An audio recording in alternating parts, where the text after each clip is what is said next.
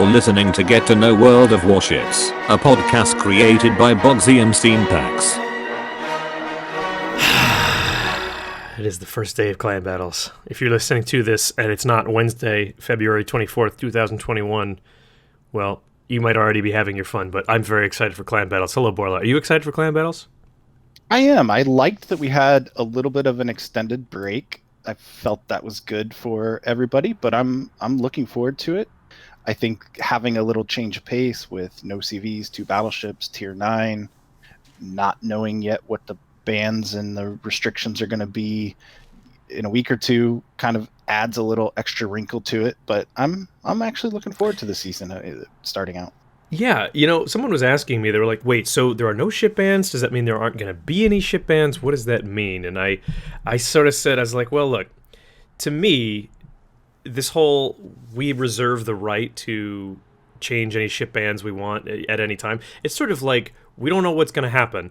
So it's a sign in a grocery store that says or in a restaurant that says we reserve the right to refuse service to anyone. You know, it's like we don't know what that problem's going to be, but when it shows up, we're dealing with it, you know. I think from our talk with Mr. Conway, they're going to look at any ships that are really, really being abused as I could see some French DDs or things like that. Yeah. And if it's done across multiple, enough that it's across multiple servers, we might see some limits or bans. And I think my hope is they announce those at least on Sunday night or Monday morning before the week starts so that everybody can do a little bit of prep and rearranging. But I think it will be a good change. I think it's better that it's there than if it was not there. I can't imagine them making a ban that like, well, I was about to say, I can't imagine them making a ban that makes no sense, but who knows what the spreadsheet whispers in their ears. I was a little surprised that they didn't do you can't have more than 2, because I really do expect to see just a whole bunch of Mogadors on the first 2 days, and I'm not looking forward to that. But yeah, I was hoping that was just going to be a hard rule through the entire season. I could see them after a week or 2 dropping that for the rest of the season or dropping that for long portions. Right. I think that would be good for the meta. You know, it would add variety. I agree, absolutely. So there's also 2 other things going on besides that. One, we got a little feedback from the survey from COTS. Mr. Conway, who was here last week, mentioned that he had conducted a survey, and I guess we and others were wondering when the results of that survey were going to come out, and they're out. What did we learn from the survey, Borla? That everything we thought people liked and didn't liked about COTS was exactly what people liked and don't like about COTS. Right? It's like it's not that hard, right? Yeah, no, I'm glad that they shared the information. I think that's a positive thing. I don't think the results are going to shock many people who've played a couple COTS and been involved in COTS. Yeah. Hopefully, I think hopefully Wargaming listens to it. That was their survey. They asked the questions. I think they mostly asked good questions, and it'll be we'll see how they listen. Yeah, sorry if there's a little background noise. I don't know if Borla can hear it, but maybe the listeners can. Bree is having an interview at the moment, so yeah, I mean it was pretty obvious. CV's bad, 7v7 good, ship ban's good.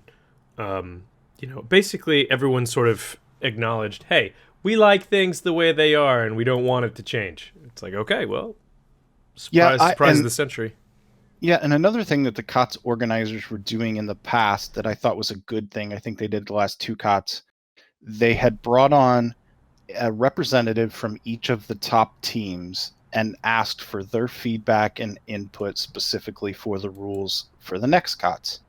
And I was talking to Frice earlier today, and he confirmed that they are doing that. The top 16 teams from last time in COTS and NA are each going to be given a rep. The rules are already being rolled out today. There's a survey asking some questions about certain things.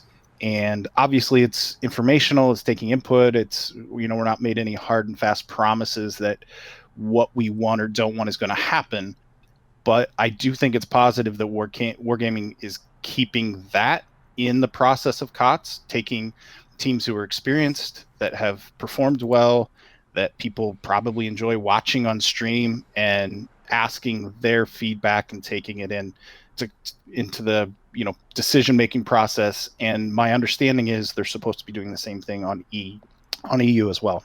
Yeah, that's going to be a big change for COTS International. Is that apparently they're planning on making. Well, actually, I don't know if I can confirm this or not, but it sounds like they're really considering putting ship bans across the board, across all servers, which I cannot wait to see the salty tears flow from the other servers when they do what we've been doing the whole time. I cannot wait for that. Yeah, and some of the things, I'm not going to go into great detail on the survey, and I haven't even been all the way through the survey yet, but I do think some of the ship ban stuff could even be a little different wrinkle or a little different than we've seen before. We might see some ships banned altogether. I wouldn't be surprised. Yeah, could very well be. Well, there's that, and then before we get to our guest, whom I'm very excited to have here, there's another thing that we're getting announced today, which is they are reintroducing the Big Hunt alternative battle style, which, for those of you who aren't familiar off the top of your head, you may recall right around Halloween last year, there was a game mode released where there's like a polygon in the center of this big old map, and you start off, you're all by yourself, you can form alliances. There would be these gigantic Cthulhu-type monsters, these H.P. Lovecraftian-type monsters that would pop up out of the water, and you shoot them and earn points, and then you eventually try to get a key and escape out of the battle through the center. And if you didn't get a key, you'd all get dumped into a Thunderdome at the end where you have to fight it out. And it was, I don't recall how popular it was, but they decided to take that game function and release it as Big Hunt. So it's going to be essentially the same thing, only now you can actually go in with divisions. You still have to find each other in-game and ally up, but you can at least go into the same matches with your friends. And then I think the idea is just that you collect battle points just by killing stuff and then getting out. You and I were talking about how, like, it's like, okay, fine, why not? I just hope that... my hope is that there's whatever these battle points that you earn, whatever they can be redeemed for, I hope it's something worthwhile. Benham, in the Savage battle, that was clearly something worthwhile. And then... So my understanding is these are going to be able to be exchanged for themed permanent camos. So the Amagi, Akazuki, Oland, I believe, are the ships that you can get. And they're interesting looking camos. Yeah. This is a game mode, and you and I have had conversations about this a little bit on air and off air about picking and choosing to do the things you like to do and that make sense and whatever. And being involved with both of us being involved in clan leadership and all those other things, there's certain things that I choose not to do. These are usually one of the things I choose not to do. It's not worth the time and effort to me. One interesting thing, though, and you may run into this now that you're one of the leadership of TNG. This is the one where they can break the like if you make an alliance, yes, it doesn't yet. So I would get DMs from people mad that guys in my clan had played along like they had an alliance and then stole their filth at the end, and they like wanted me to do something about it. Your guys stole my filth. It's like it reminds me of Monty Python Holy Grail. It's like, look, Dennis, there's some lovely filth over here. Oh, hello, sir. Yeah, I would be like get DMs me? about this and I'd be like, so did he say anything? Was he like toxic in chat? No, didn't say anything. Didn't. So he didn't wish your mom got cancer. Nope, didn't. But he stole my filth. I'm like, well, that's. I'm not going to get involved in that. It's like, well, then I guess the only thing I can, really tell you to do is shut the filth up, I guess, because what? It's a video game. He didn't break the EULA. He literally played the game as it's meant to be played. Right. Good Lord. Okay, well, that's a feature. That's a feature. That's a feature, not a bug. We've been chatting for nearly 10 minutes now. I think we should go and grab our guest. What do you say? Sounds good, man. Okay. Okay. Well, so. This guest that we have here, I'm really, really excited about. Now, I know I say that about every guest, but those were all lies. I'm actually excited about this guest. People have been telling me to reach out to and get this guest on for an interview, I would say since maybe June or July, actually. I started this with Synpax in April of 2020. And I would say since June or July, people were like, when are you going to get this person on? And I always thought, yeah, I should. And I just never really got around to it. And then finally it came up a few days ago, and I went, yes, yes. So, well, please, everybody, please welcome Dinarmo. Hello, Dinarmo. Hello, it's me. Welcome. Nice to have you with us. It's a pleasure to be here. It's Yeah. really So, I mean, I knew Dinarmo before I knew who Dinarmo was. Like, I was familiar with some of his work before I realized, oh, that's Dinarmo. And then I had heard, I heard, some people talking about him, and I went, that sounds so familiar. So I looked him up, and I went, oh, it's that guy. Like, I know that guy. So, Dinarmo, why don't you tell the audience who might not know exactly who you are off the top of their head? Why don't you tell them who you are and what you do? well. I'm Dinarmo. I have a YouTube channel by the same name, and if anyone knows me, it's because I'm the meme guy with the robot voice, the other one, so to speak. Meme guy with the robot voice. So specifically, the voice that you use is the Daniel UK text to speech voice, right? Yep. That's It's that's it's the quite voice popular. at the beginning that I had Dinarmo ahead of time put in give us a version of that for the intro to the podcast, just so you guys might be like, oh, I know that. Yeah. So yeah, you make YouTube videos, and you often will use the Daniel UK robot voice, and then you have a very specific style of humor that you use, and you mostly got popular from making ship reviews, right? Yeah, the famous ship review. That's right. The ones that no one asked for. Right. It's kind of funny because people actually get upset when I forget to put it in, like the Yeah. sound clip. Yeah, people get upset when there's no. And the funniest part is that people thought for the longest of time that was me making the ship clap review clap, but it Oh, was really? actually a friend. Huh? Who was it? Yeah, just a real life friend. Obviously, Oh. like when I started the channel, he helped me a lot, like come up with memes, and Okay. one of them, yeah, was the ship clap review. Okay. So good. You just said exactly one of the things I wanted to talk to you about, which is you said you have a friend, a real life friend, who helped you come up with some of the memes. This is, I mean, obviously your YouTube videos are partly gameplay demonstration. They're partly, I guess, like cinematic gameplay stuff that you go in and create yourself and then add in for flair. And then there's, as a lot of YouTube channels do, there's things that you find funny that are not Warships related that you insert to, to be funny. And they, very frequently are. So how exactly is it do you choose what you're going to add in there? I know it's a little bit of a big question, but when you're thinking, what could be good here, where do you sort of get your memes from? Well, like it depends. Like for some videos, especially like right at the beginning, I used to play a lot with my real life friends, and basically we were playing on voice chat on Discord. And as soon as we were like playing, we would like come up with memes and funny stuff that eventually like made it onto the videos. I keep like a Google document where I write down the stuff, like, and my friend Oh, would be really? like, whenever he says something like really funny, he's like, "Oh, note it down, note it down." Yeah, you gotta. But on the other, That's great. I know that comedians in Los Angeles, for example, when they use, most of them use like some sort of note function. Like if they have a smartphone, they'll use notes on their smartphone, or they'll keep a little pad of paper and they'll just write stuff down, even if it makes no sense.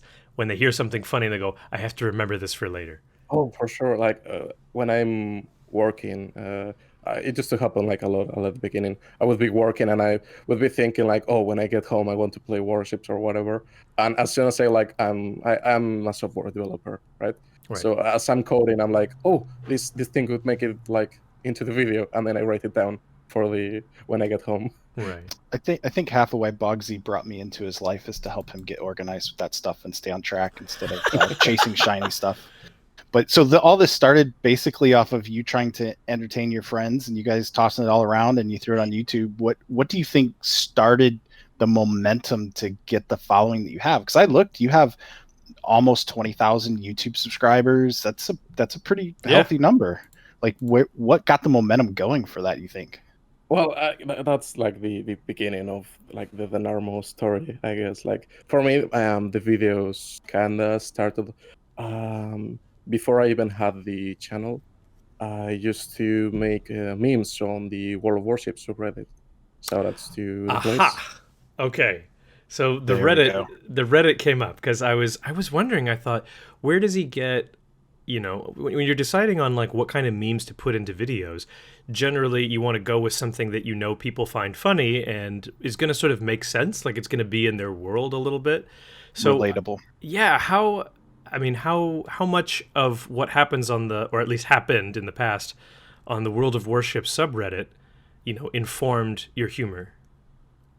Well, like again, like I said, like for the beginning, it used to be like much more.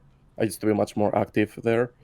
Yeah, basically you get like themes like of what people kind of enjoy or find funny. Hmm.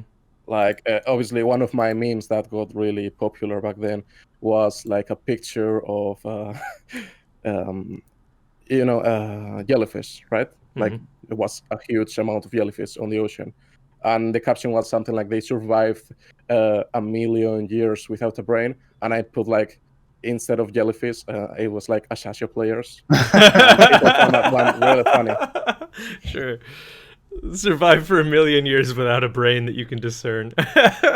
I have nothing against Ashasha players, but yeah, that was one of the memes that got really funny, and you can go back to the subreddit and kind of find it. Oh yeah. Okay.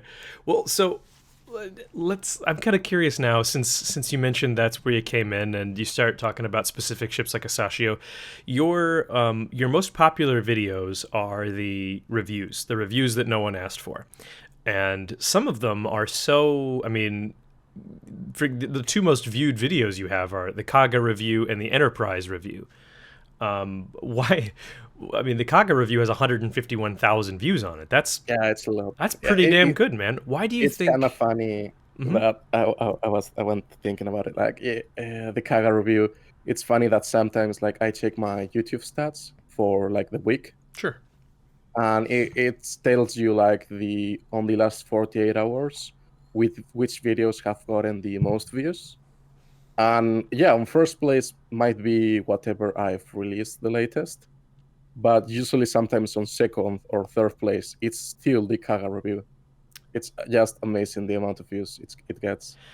Yeah. And obviously, I kind of have my theories about it. Please share them. What? Yeah.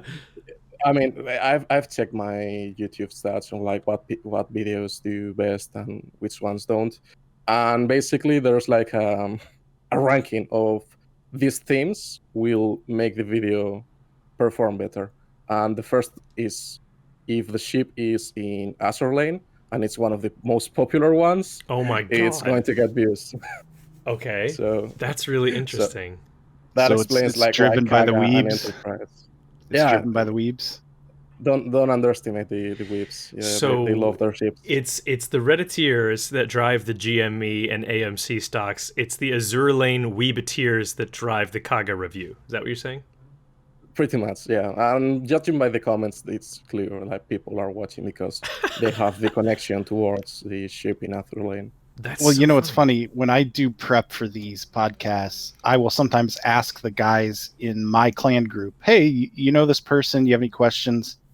And we have 3 clans, and KSD is the clan where all the weebs hang out. That's kind of we stuff Okay. them all in the corner. We kind of stuff them in the corner and try to keep them in there and not let them out. And so when I was asking about you, I went straight to the KSD channel and pinged them. Oh And I was my. like, "Hey, do you guys have any suggestions for Dinarmo?" And they're all like, "Oh, you're getting Dinarmo. That's Oh my awesome." god, Dinarmo! They wanted me to ask all these like super detailed questions about anime and other stuff. And I'm like, well, this is about ships mostly. So I'm probably going to not like get into character development that I have no I get idea that about. question sometimes, like which one? Like, oh, what's your favorite Astral Lane wife? I'm like, I cannot make a.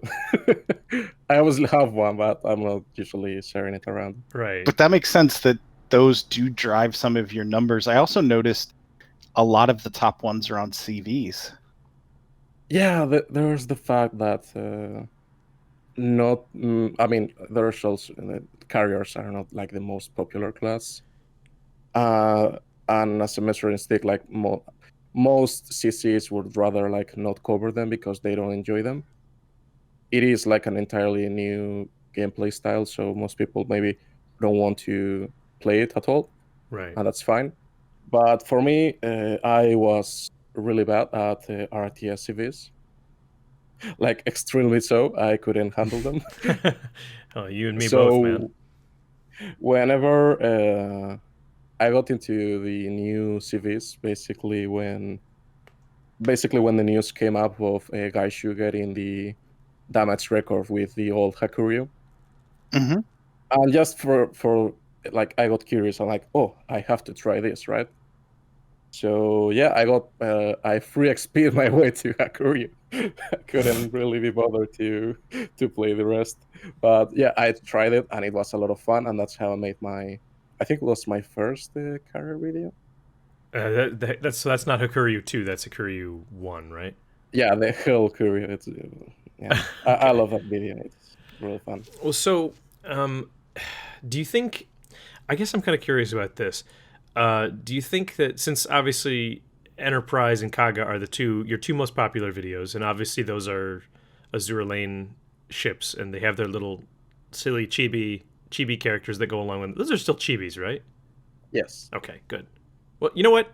Forget the Kaga and Enterprise videos for a second. What the hell is poi? What in the hell is poi? Yeah, about poi. Oh my god. I heard it's That like, review. is it an Eastern Asian drink or what is it? No, it's a ship and it's also a waifu. And a Oh, waifu that has the um it ends all the sentences with poi. oh my Back in And the god. I day, think back in the day, Bugsy. This was before your time, I think, in Warships.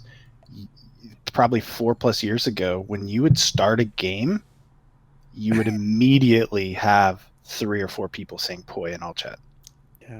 Every game. Why? What the hell is it? yeah, there was like some content about it on World Warships. There used to be a really good video like about poi. Because here's the thing, like we didn't have a Yudachi is this ship like on Kantai collection that says poi, right? Mm-hmm. We didn't have Yudachi back then, but there was like a ship of the same class. I think it's Shiratsuyu. So whenever people would play, they'd be like, "Oh, it's like playing with Yudachi, right?" And that's how, yeah, some videos were like, "Oh, you can say poi in chat, and people will follow." It's I like talking about. I feel like talking about poi in this year right. feels like talking about like old memes by now. I get it. I Yep, mean, yep.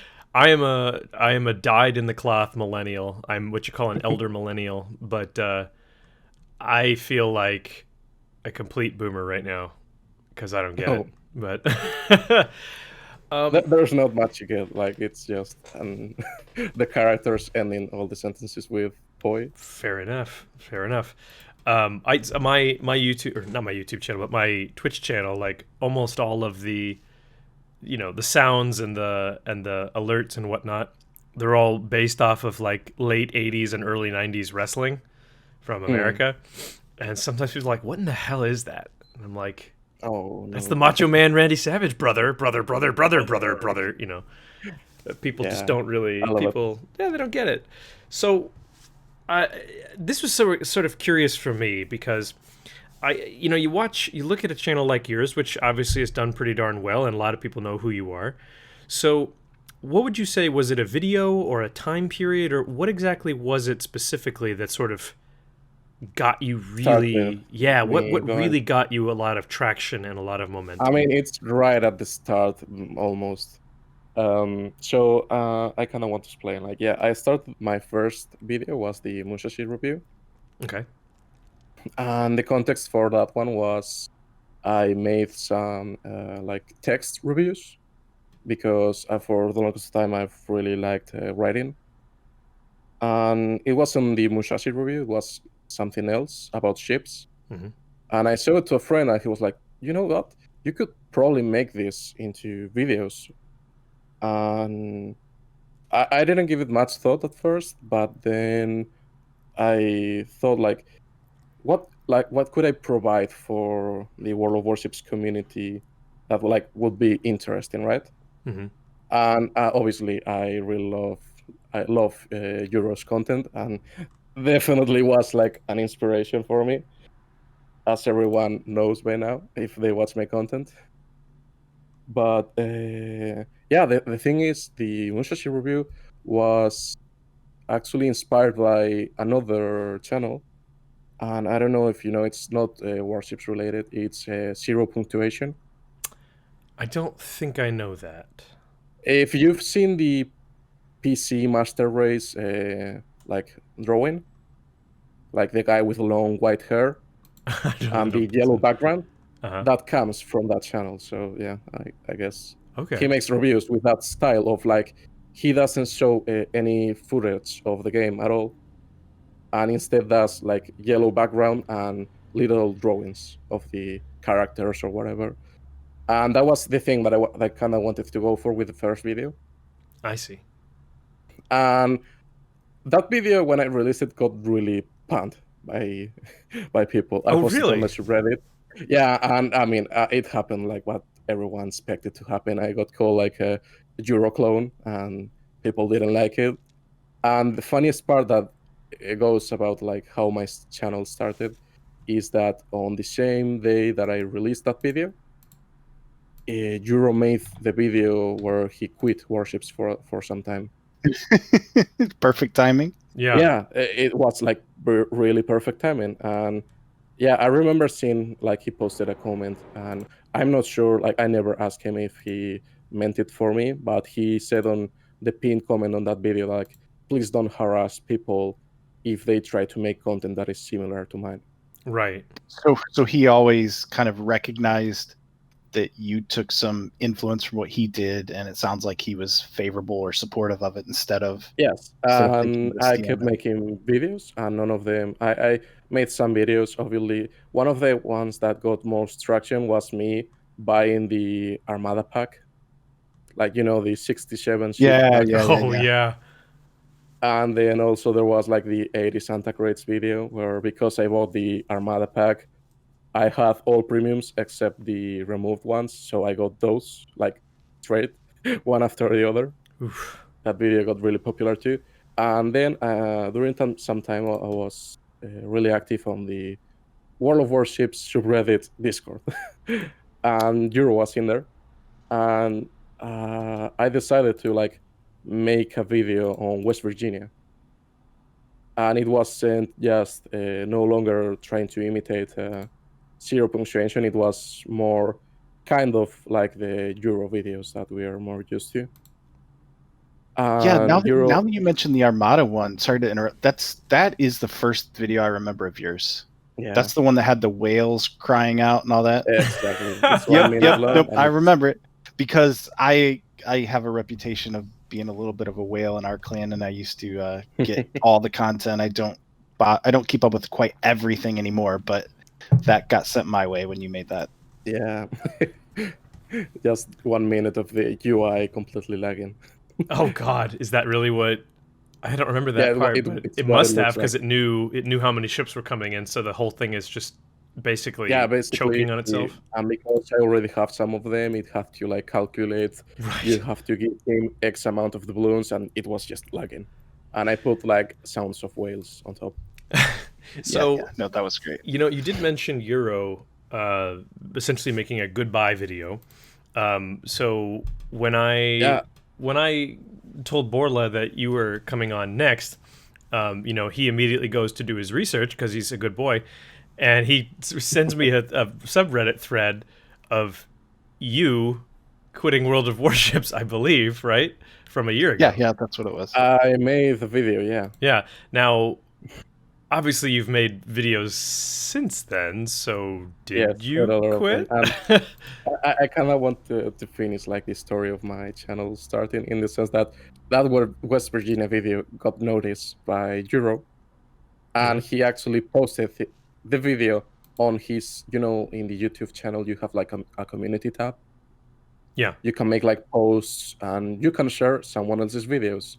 So you can go check the Euro channel, and my video of the West Virginia review will be there. Ah. And that was the point. That was like Euro kind of being like, you know what? I'm not making World of Warships videos, but you can watch this.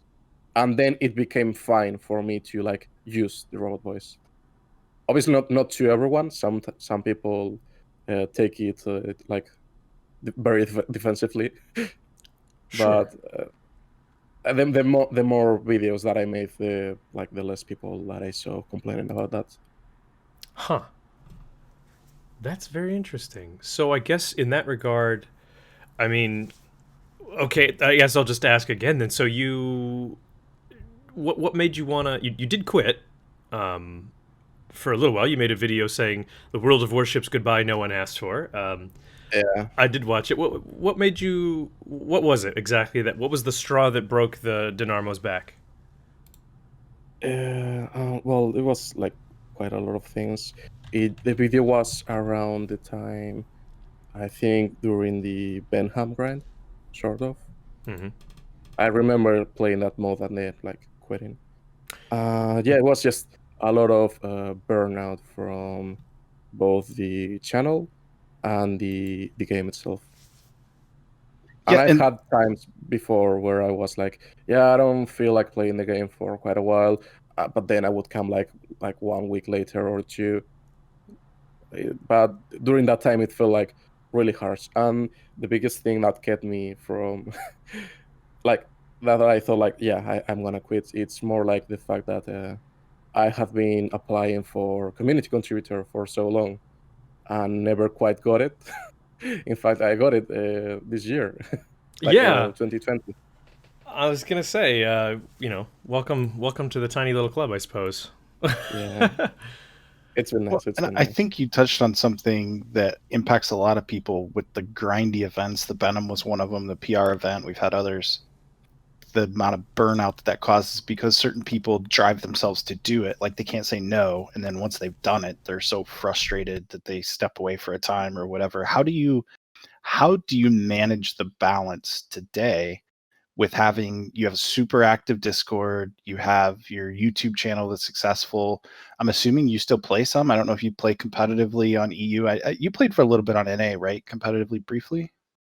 Yeah, I play for RKN. Now they're called Kia. You made a podcast with them.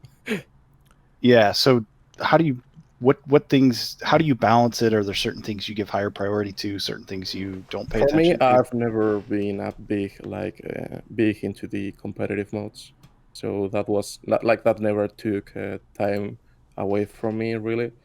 I obviously have to do some of it just to get, for example, a steel for Stalingrad.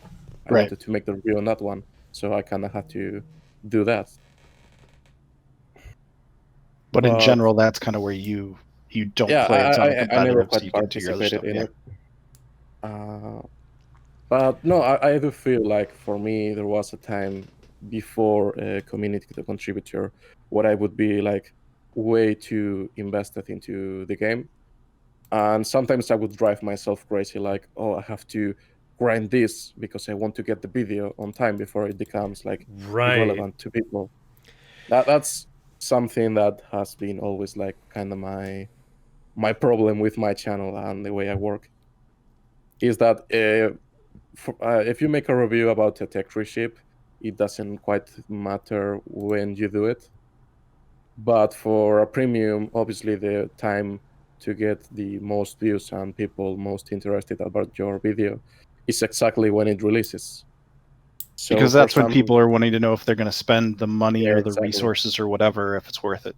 For some ships, I would just, as soon as the patch released and the premium shop updated, I would buy the ship and start getting games in and games in and games in and start working on the review.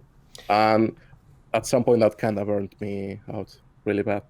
Well, it's an interesting thing about that because you sort of have to weigh, like, when you're doing something like a YouTube channel or a podcast or what have you, and it's mainly for fun and because you enjoy the community and you want to contribute and you want to, you'd like to flesh out Yeah, the culture obviously. of it a bit more than just, you post here or there or whatever, but you want to create something that didn't exist before. You sort of have to weigh with yourself and go, well, how much am I willing to invest into getting this first or as quickly as possible? Because I mean, what is it like? If you want to, it's nearly like $300 if you want to whale the Italian BB early access. Like it's I don't know if it's 300 or what it is. If you go from 0 doubloons and you want to get all the bundles, not bundles, but all the are they bundles? Is that what it is?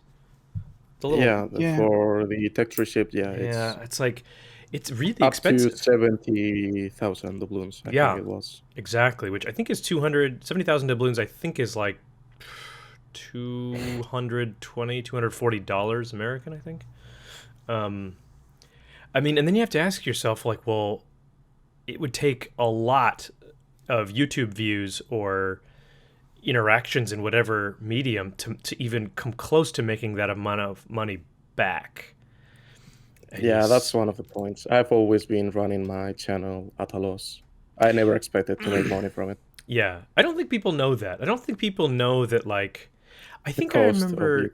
Yeah, I don't think people realize, like, I remember back in, I used to work for, sorry to digress for a second, fellas, but back in 2010, I actually worked in Santa Monica, California, in a big warehouse that was designed in the inside to sort of look like an office in Silicon Valley. And it was for a website called Mahalo. And the whole purpose of Mahalo was to create a library of instructional how-to videos on everything you could think of. So they had like 100+ people, all with computers and all with cameras, all doing how-to videos.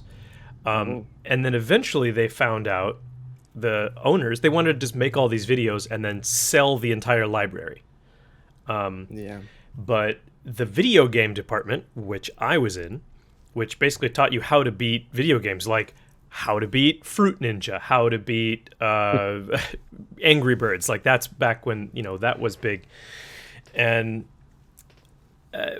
we started putting the video game videos up online. This was right when Twitch was starting to get popular.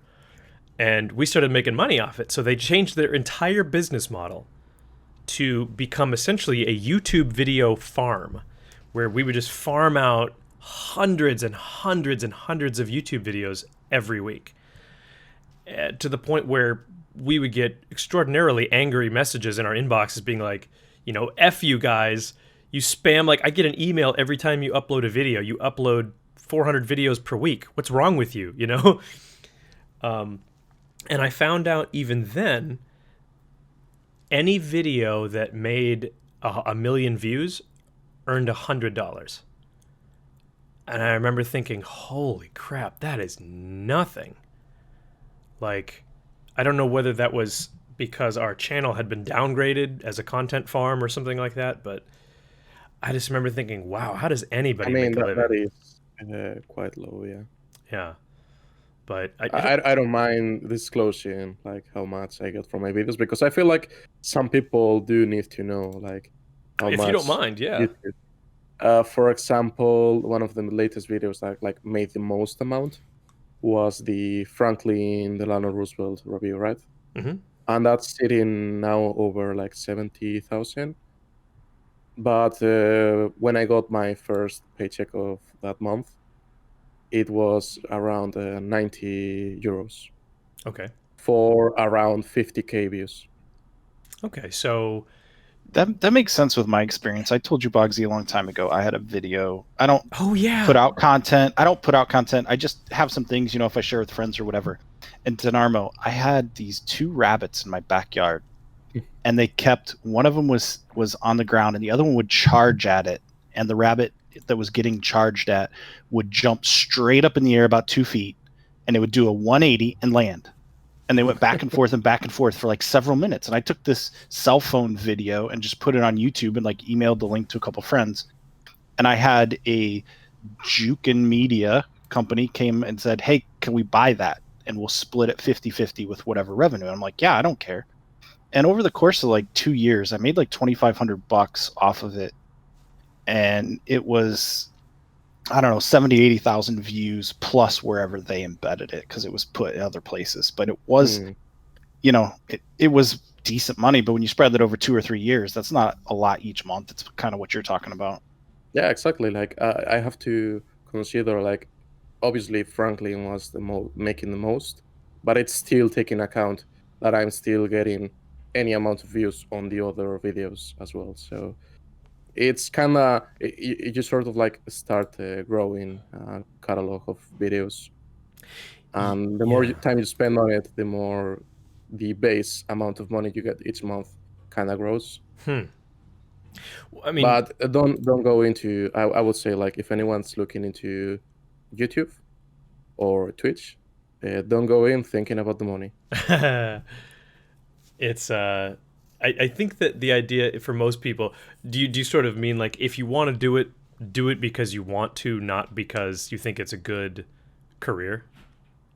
I mean, if you want to go for the money, obviously you first of all you are going to work a lot more than I do, but it's going to be another kind of content, and it's going to be like really grindy.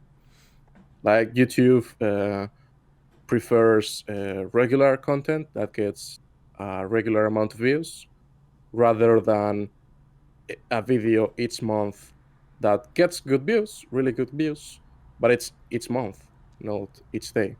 Right. So yeah, it's different strokes for different folks.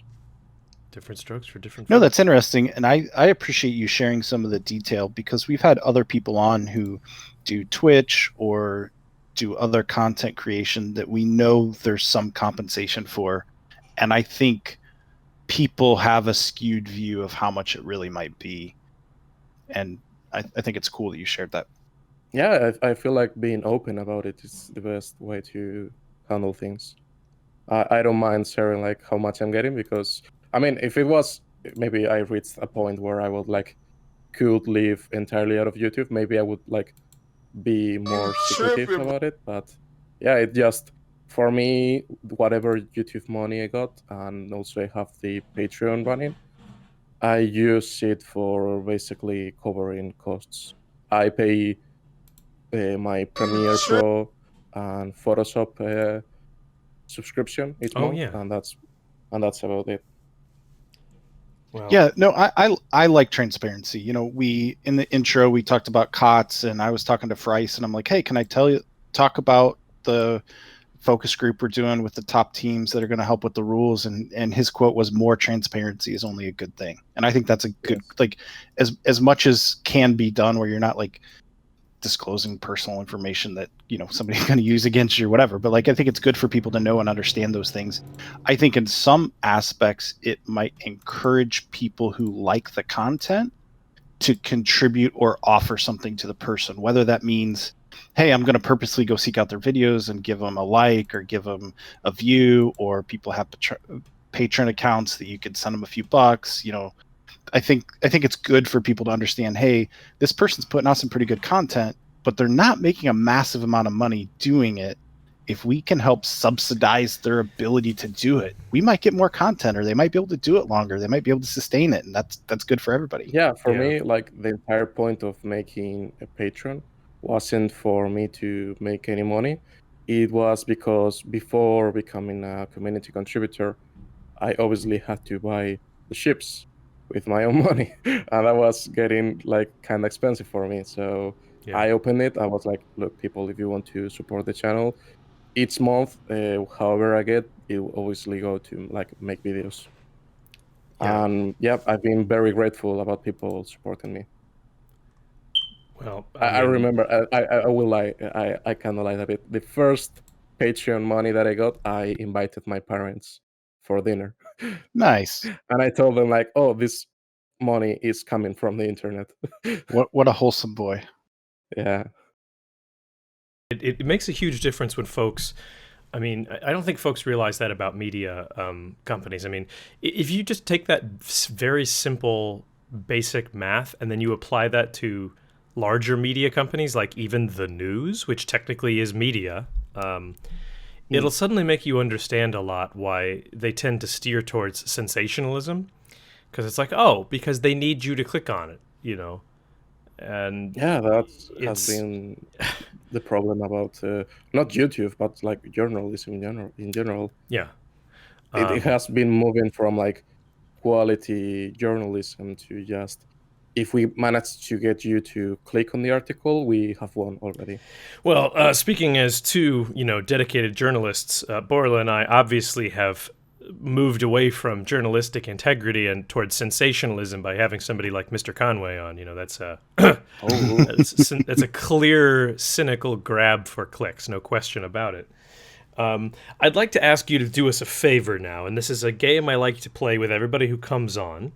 It's called Sink a Ship. I don't know if you are familiar with this or not. Okay, good. So let's assume for a minute that one of your videos goes so viral that Sub-Octavian says, Dinarmo, you understand our game and the humor surrounding it better than we could ever do it. Let me, for Christmas, give you the keys to my car, and while you're there, driving around in whatever ship you want, you get to destroy any ship, and they can't do anything about it. What's it going to be? I kind of have my doubts. I know that most people vote for Thunderer. I'm like, that's a good choice. For me, I feel like it would be FDR. Hold on. I don't have a soundboard set up, so let me let me make my own here. I gotta back up from the mic to it.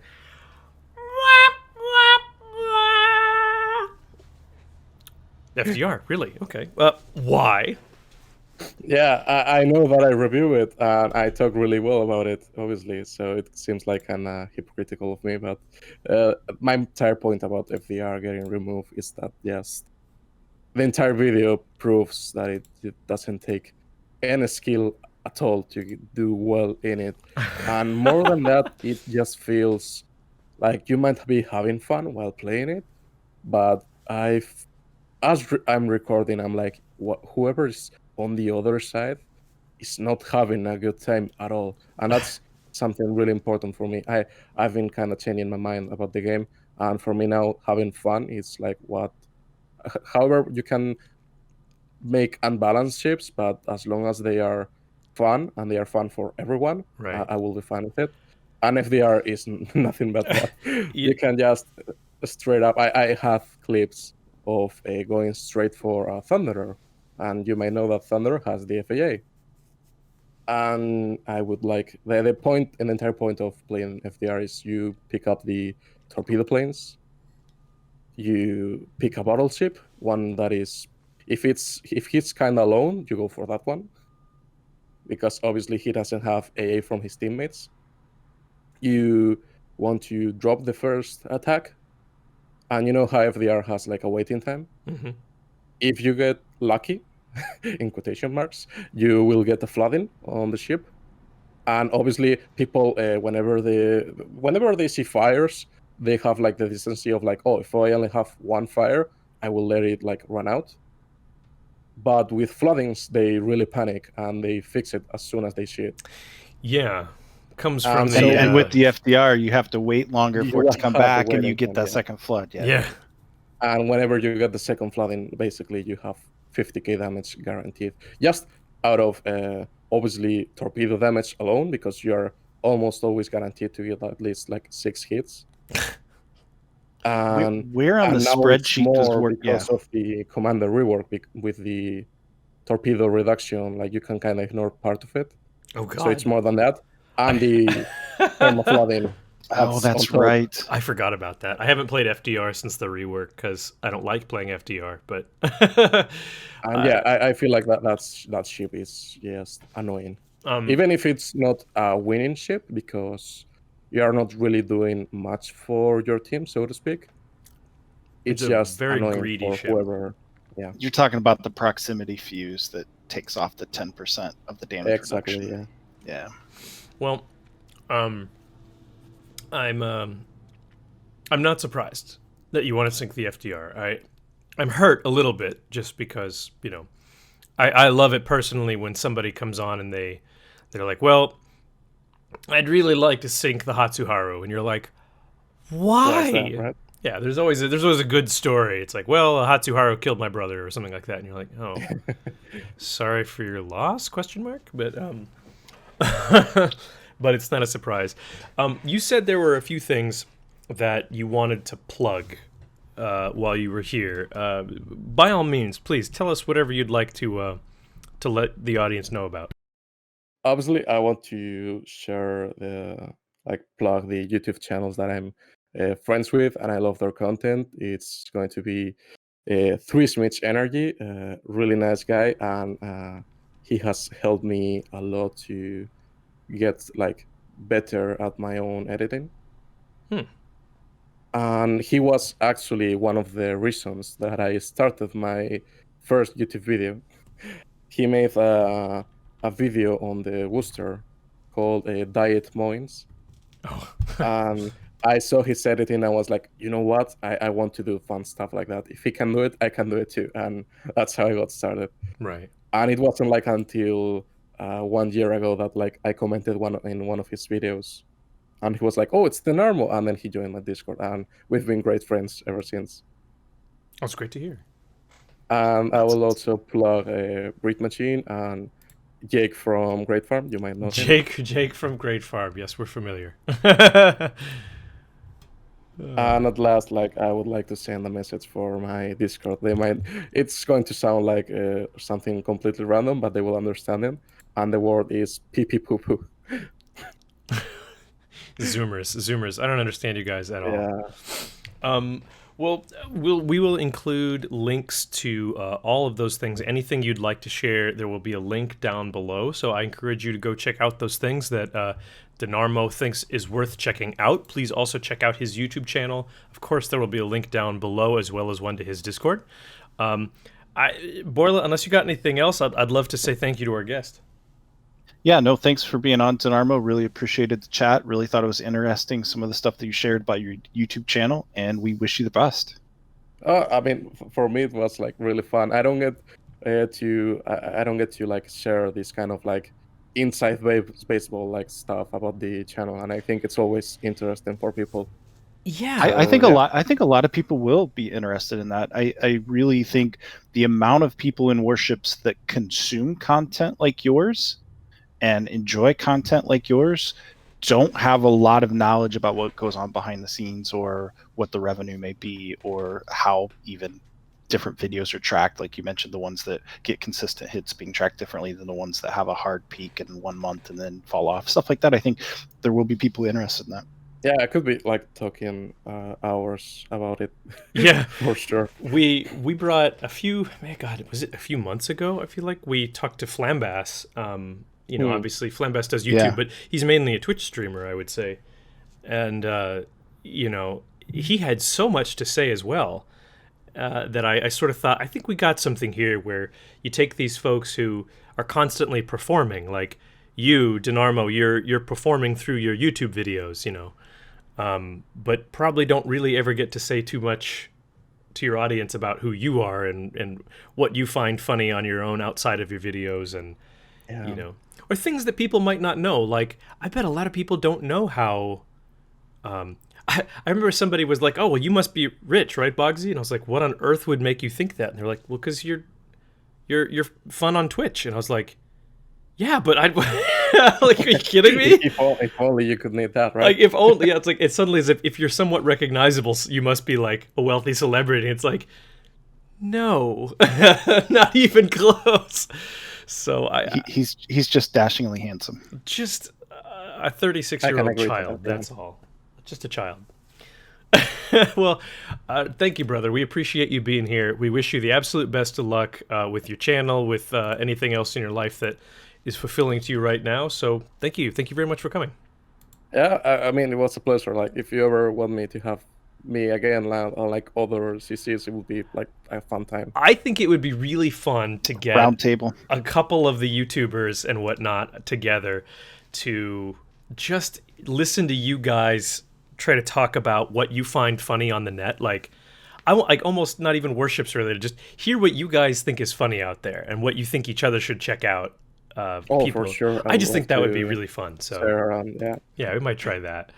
There's plenty of time left in the future, so we'll get to it. But thank you, Dinarmo, for joining us. Thank you, Borla, as always. And thank you to everybody for listening. So Have a good day.